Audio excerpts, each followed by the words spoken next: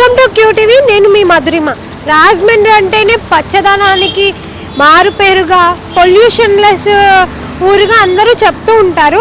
అలాంటి రాజమండ్రిలో మొత్తం ఇసుకతో ఐఎల్టీడీ నుంచి బాలాజీపేట సెంటరు, నెక్స్ట్ ఫ్లైఓవర్ అంతా బాలాజీపేట నుంచి ఐఎల్టీడీ వెళ్ళే ఫ్లైఓవర్ అంతా మొత్తం అంతా ఇసుకతో నిండిపోయిందండి. అసలు ఇసుక లారీలు వెళ్ళడం వల్ల అక్కడ పెద్ద పెద్ద గుంటలు పడిపోవడము, యాక్సిడెంట్స్ అయిపోవడము ఇలాంటివి చాలా జరుగుతున్నాయి. ఎన్నో యాక్సిడెంట్స్కి ఇసుక కారణం అవుతుంది. బండ్లు స్కిడ్ అయిపోవడం అవి. ఇక్కడ ఇంకా పొల్యూషన్ అంటారా, అసలు ఎంత డస్టీగా ఉందంటే చాలా డస్టీగా ఉందండి. ఆల్రెడీ ఇక్కడ స్థానికులు మేము కంప్లైంట్ చేసాము కలెక్టర్ గారికి, వాళ్ళకి అని చెప్తున్నారు. అయినప్పటికీ ఎవరు స్పందించలేదు, ఇప్పటికొచ్చి ఎలాంటి చర్యలు తీసుకోలేదు అని చెప్తున్నారు. ఇక్కడ చాలా ఇబ్బందికి గురవుతున్నారండి.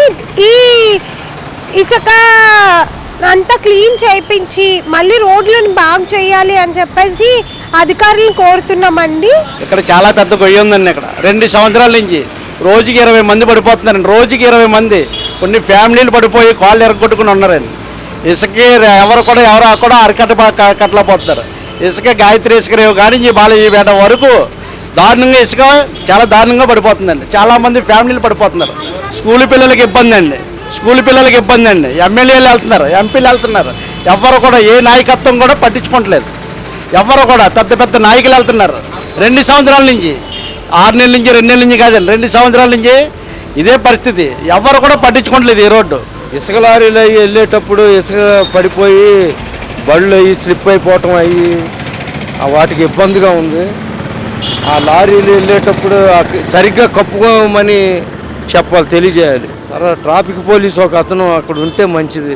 ఎక్కడ ఐటీడీ చర్చి దగ్గర చూసుకోకుండా ఏమొచ్చో తెలియదు. మన కళ్ళు నలుపుకుంటే ఎటు వెళ్తామో తెలియదు. నా పేరు సూర్యనారాయణమూర్తి అండి. ఈ ఏరియాలో గత 12 సంవత్సరాలు బట్టి ఈ ఏరియాలోనే ఉంటున్నాం.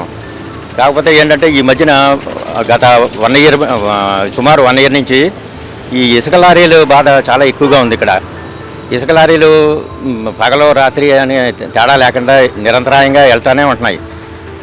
కాకపోతే ఏంటంటే అది ఓవర్లోడ్ చేయటం వల్ల బ్రేక్ కొట్టినప్పుడల్లా ఇక్కడ ఇసుక అది పడిపోతుంది.